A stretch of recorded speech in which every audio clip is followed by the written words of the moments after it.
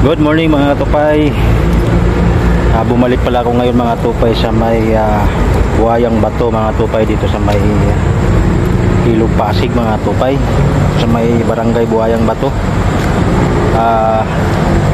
Problema mga tupay kung saan yung dito yung pisto namin spot ay talagang maraming water lily mga tupay. Tingnan nyo mga tupay, papakita ko sa inyo mga tupay. Yan mga tupay, puro water lily na mga tupay. Kung maalala nyo mga tupay, ay yung mga bangka dyan na malalaki mga tupay nakaparada.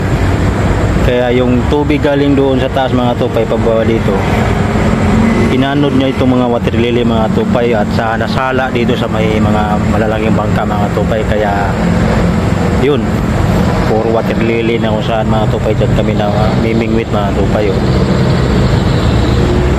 Ayun sila si Rodchoy, pumupunta rin yun dito mga tupay. Kung pumunta sila dito ngayon mga tupay ay talagang puro water lily mga tupay.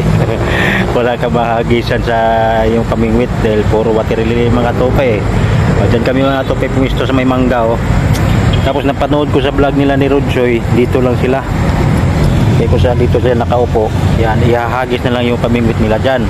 Kaya problema, wala nga mahagisan mga tupay dahil puro water lily. Yan nakalutang. Yun, shout out pala kay Rodchoy at sa kanya mga katropa dyan. Baka naman tupay katupay vlog lang.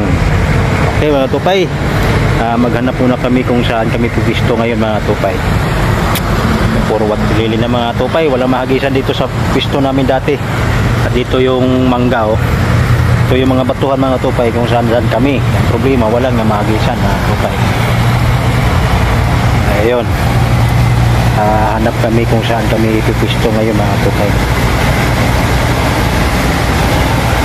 Dito na si Daddy. Kukunti na lang yung pwede mo mahagisan mga tupay sa yung pamingwit dahil dito rin yung bangka nakaparada ngayon mga tupay. Baka pupunta ako doon ng dulo mga tupay at pwede tayo mamingwit. Ayun baka dyan tayo mga tupay. Okay mga tupay, dyan na muna. Daddy, kain ka muna. May mga kasama na kami dito mga tupay. Okay, yan, andun pa sa dulo. Okay mga tupay, shoutout na lang sa inyo mga bro. Yan, wala pa kaming huli mga tupay. Tutulog din. Okay mga tupay. Ha? Di, okay na sa akin yun Daddy, yung